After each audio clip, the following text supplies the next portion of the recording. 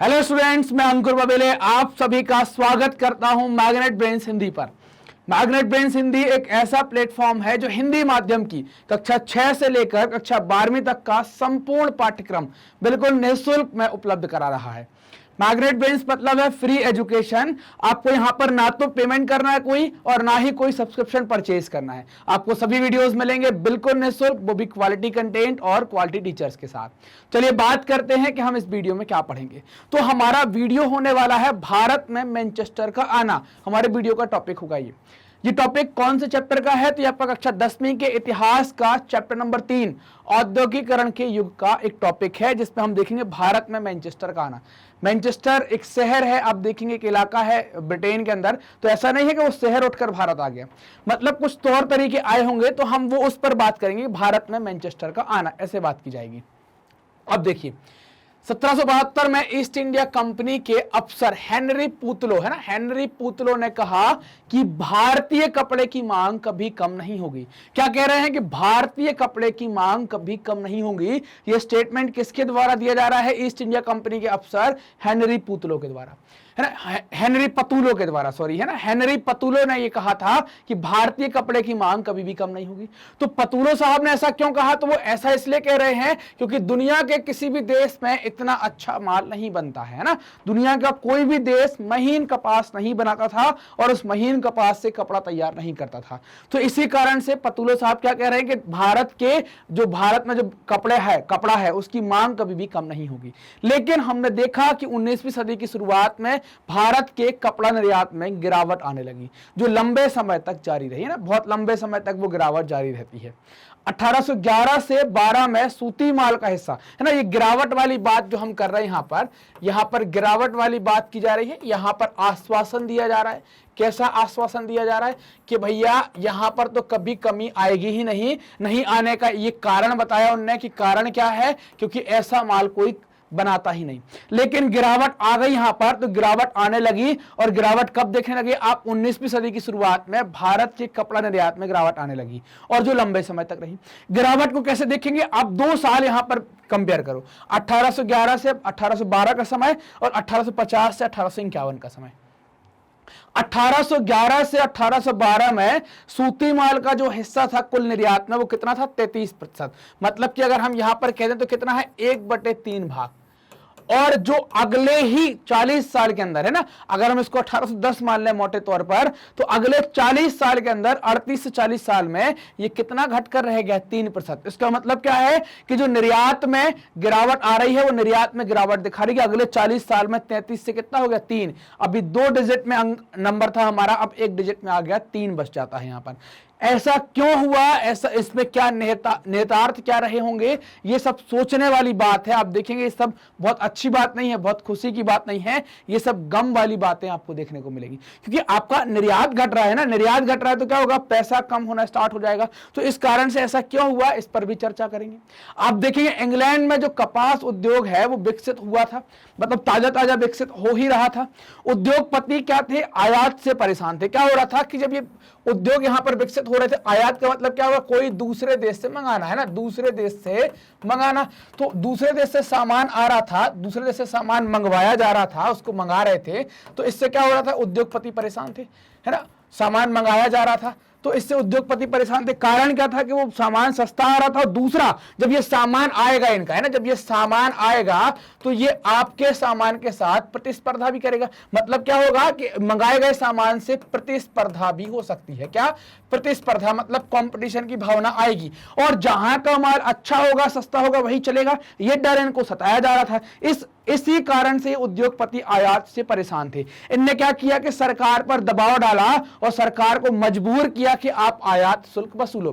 क्या होता है आयात शुल्क? आयात शुल्क होता है कि कोई सामान आता है, आयात हुआ है, तो उस पर कुछ पैसा लगा देना टैक्स के तौर पर। जैसे मान लीजिए कि 1000 रुपए का कोई सामान आयात हुआ है, तो उस पर उन्होंने कह दिया कि 20% हम टैक्स लेंगे। मतलब कि 20% कितना हो गया? 1000 पर अब 200 रुपए टैक्स लग जाएगा। ये क्या हो गया? ये आयात शुल्क हो गया। तो उस चीज की कीमत कितनी हो गई? 1200। तो उसके दाम बढ़ जाएंगे और दाम बढ़ जाएंगे तो क्या होगा? फिर वो मार्केट में टिक नहीं पाएगा, क्योंकि हम अपना वहीं का वहीं, हम यहां बना रहे हैं, तो वो क्या है? हमें आयात शुल्क नहीं लग रहा है, तो हमारा माल सस्ता होगा।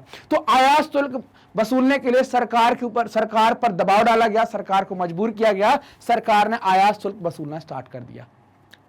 मैनचेस्टर में बने कपड़े बाहरी प्रतिस्पर्धा से बिना, है ना, बाहरी प्रतिस्पर्धा के बिना इंग्लैंड में आराम से बिकने लगे ना। तो ये दबाव क्यों डाल रहे थे? ये इसीलिए डाल रहे थे कि मैनचेस्टर में जो कपड़ा बन रहा है, अगर भारत का कपड़ा जाएगा हाथ से बना तो फिनिशिंग अच्छी, सब कुछ अच्छा, वो इसके सामने मतलब ये कपड़ा भारत के कपड़े के सामने टिक नहीं पाएगा। तो क्या हुआ, आयात शुल्क लगा दिया तो कपड़ा भारत का महंगा हो गया। और मध्यम वर्गीय व्यक्ति जो होते हैं, दुनिया में किसी भी देश में मध्यम वर्गीय ज्यादा होते हैं, हर देश की मध्यम वर्ग की परिभाषा अलग है, लेकिन मध्यम वर्गीय व्यक्ति की मानसिकता एक सी होती है कि सस्ता खरीदेगा और अच्छा खरीदेगा।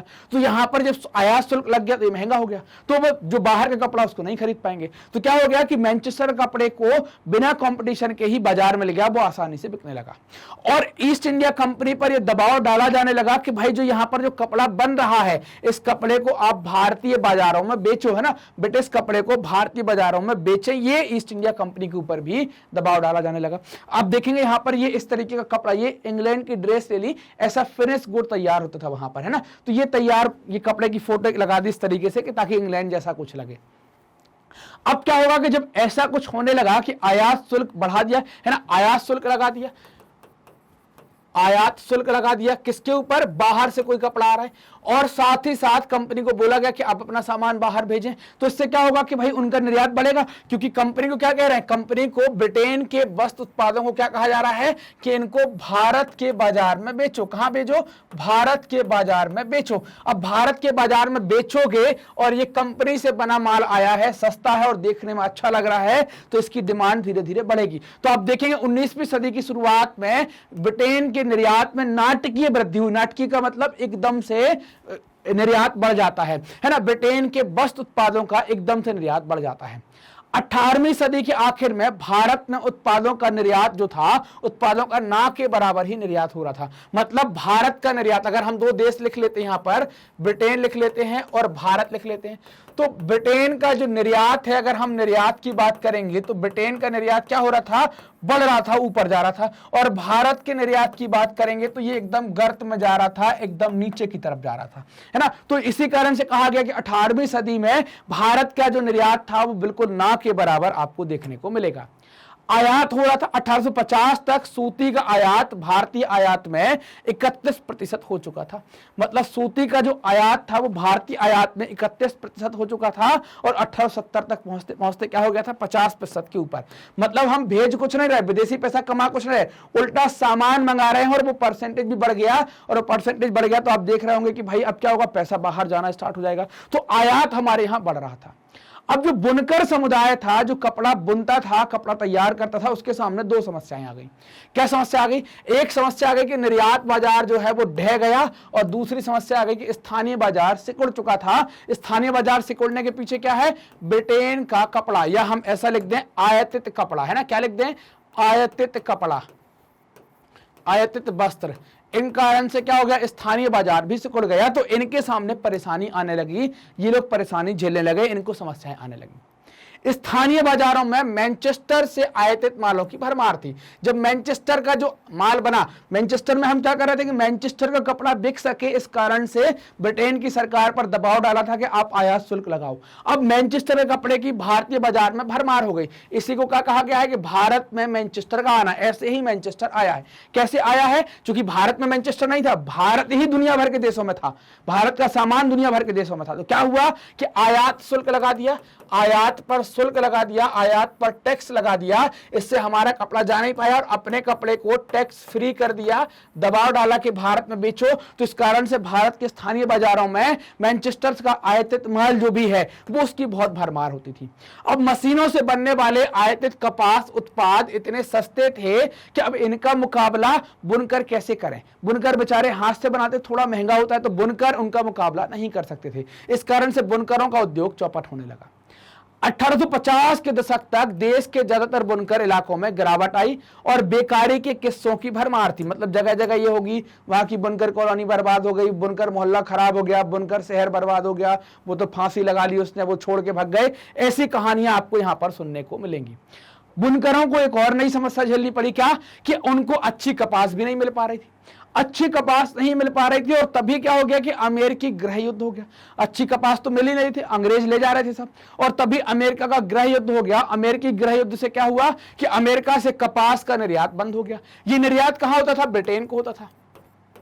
ब्रिटेन को कपास मिलता था और ब्रिटेन इस कपास से कपड़ा बनाता था और उस कपड़े को भारत के बाजार में या दूसरे उपनिवेशों में भेजता था।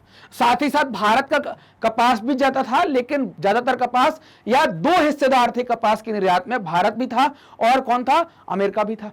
तो अमेरिका में गृह युद्ध हो गया तो निर्यात बंद हो गया। निर्यात बंद हो गया तो फिर क्या हो गया कि भाई ब्रिटेन में कपड़ा नहीं बनेगा। तो ब्रिटेन ने क्या किया? भारतीय कच्चे माल पर दबाव डाला कि भाई भारत का कच्चा माल हम मंगाएंगे, और यहां से कच्चा माल उसने लेना स्टार्ट कर दिया। तो बुनकरों के पास अब और ऑप्शन नहीं है कि भाई वो कोई कच्चा माल खरीद पाए। तो कच्चे कपास की निर्यात में इस वृद्धि से, जो एकदम से वृद्धि हुई, इससे क्या हो गई कि कपास की कीमत आसमान छूने लगी, बिल्कुल ऊपर जाने लगी। और जब कीमत बहुत आसमान छूने लगी तो इससे बुनकरों को कपास नहीं मिल रहा था। बुनकरों को कच्चे माल के अब और लाले पड़ गए। पहले तो अच्छा कपास नहीं मिल रहा था, अब कोई सा भी कपास नहीं मिल रहा, लाले पड़ गए। लाले पड़ने का मतलब क्या होता है कि ढूंढे ढूंढे से नहीं मिल रहा है ना। पेट पालना भी अब ऐसी स्थिति में इनको मुश्किल हो गया, क्योंकि ये बहुत महंगा कपास था, इन्हें मनमानी कीमत पर कपास खरीदना पड़ रहा था। तो ये कपास खरीद कर बना तो दे रहे थे, लेकिन उससे कुछ कमा पाए। क्यों नहीं कमा पाएंगे? क्योंकि अमेरिका ब्रिटेन का कपड़ा आया हुआ है, वो आपसे सस्ता है, तो इनको अपना पेट पालना बड़ा मुश्किल हो जा रहा था। 19वीं सदी के आखिर में बुनकरों और कारीगरों के सामने एक और समस्या आ गई। समस्या पे समस्या आ रही बुनकरों के सामने। अब भारतीय कारखानों में उत्पादन होने लगा। भारतीय कारखाने क्या? वो जो मैनचेस्टर की तर्ज पर अंग्रेजों ने कारखाने लगाए हैं, तो यहां पर भी उत्पादन होने लगा। बाजार में मशीनों की बनी चीजें बाजार क्या हो गया? मशीनों से बनी चीजों से पट गया। तो अब दो चीजें हो गई, एक तो ये मैनचेस्टर वाली बात, जो मैनचेस्टर था यहां का माल आ गया, और इसी की तर्ज पर भारतीय कारखानों में भी उत्पादन होने लगा और यहां की चीजों से ये पट गया। अब जब ये बिल्कुल पट गया तो अब कौन खरीदेगा बुनकरों की चीजें? कोई नहीं खरीदेगा। तो बुनकरों की हालत खराब होने लगी। तो अब बात आती है कि भाई ये स्थितियां इतनी खराब हो गई, तो आप ही सोचिए कि बुनकर उद्योग कैसे कायम रह सकता था? वो तो तहस नहस होना ही था और वो चौपट हो गया। तो ये स्टेप थे कि भाई भारत में मैनचेस्टर कैसे आया, है ना। मैनचेस्टर आने के पीछे की हमने कहानी देखी कि आयात शुल्क लगाओ और भारत में जबरदस्ती माल बेचो।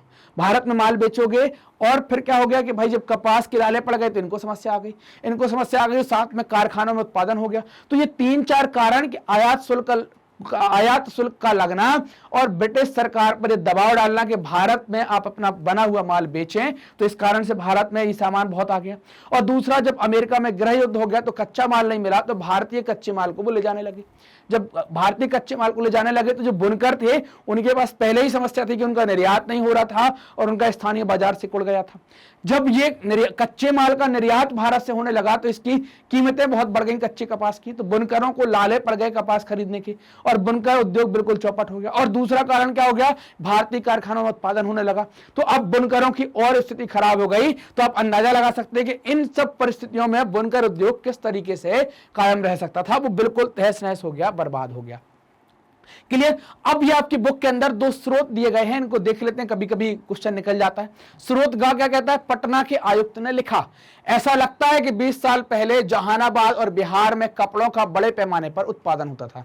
मतलब कि ये क्या कह रहा है कि उत्पादन होता था बड़े पैमाने पर, जहानाबाद में यह बिल्कुल बंद हो गया। तो उत्पादन क्या हो रहा था कि कौन कर रहा था उत्पादन? ये उत्पादन कर रहे थे बुनकर। ये चिट्ठी क्या कह रही है कि बुनकर उत्पादन कर रहे थे, लेकिन ये उत्पादन अब बिल्कुल बंद हो गया, जबकि बिहार में बहुत कम उत्पादन होता है।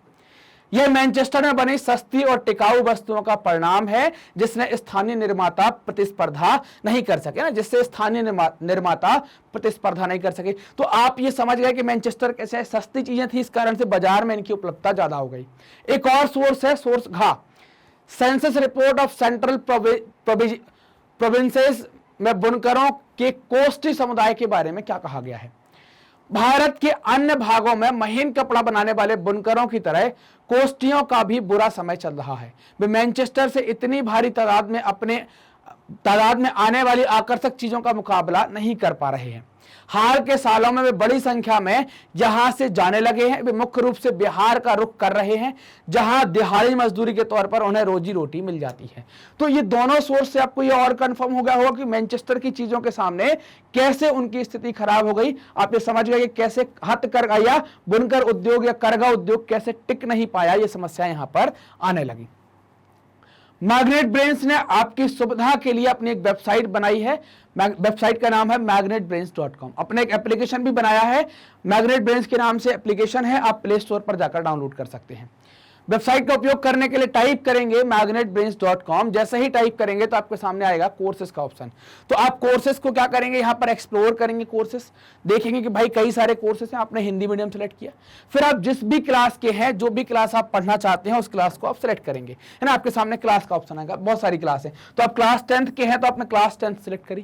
क्लास 10th सेलेक्ट करते ही क्या होगा, यहाँ पर सारे टीचर्स अवेलेबल हो जाएंगे, जो भी सब्जेक्ट आपको पढ़ना है, जिस भी टीचर से आपको पढ़ना है। आपने देखा कि आपको हिस्ट्री पढ़ना है तो आपने हिस्ट्री वाला पोर्शन देखा, यहां पर वॉच नाउ पर क्लिक किया। क्लिक करते ही क्या हुआ, ऐसा प्ले लिस्ट आ गई चैप्टर वाइज। जिस भी चैप्टर का जो भी टॉपिक देखना है उसके सामने से वॉच नाउ लिखा हुआ है। आप क्लिक करते जाएंगे, वॉच नाउ पर क्लिक किया, वीडियो चल जाएगा। पूरा वीडियो देखने के बाद अगले वीडियो पर जाना है तो आप नेक्स्ट वीडियो के बटन का उपयोग करेंगे। नेक्स्ट वीडियो के बटन का उपयोग करेंगे तो आप कहां चले जाएंगे, अगले वीडियो पर चले जाएंगे। इससे आपकी समय की बर्बादी नहीं होगी, आसानी से आप अगला वीडियो भी देख पाएंगे। मैग्नेट ब्रेन्स हिंदी माध्यम के विद्यार्थियों के लिए कक्षा 6 से लेकर कक्षा 12वीं तक का संपूर्ण पाठ्यक्रम बिल्कुल निःशुल्क उपलब्ध करा रहा है। तो फिर ये वीडियो प्राप्त करने के लिए आपको क्या करना है, आप जल्दी से मैग्नेट ब्रेन्स हिंदी को सब्सक्राइब करें। जो भी वीडियो आ रहे हैं उनको खटाखट लाइक करें, अपने दोस्तों के साथ शेयर करें और कमेंट कर हमें भी बताएं कि आपको वीडियोस कैसे लग रहे हैं। धन्यवाद।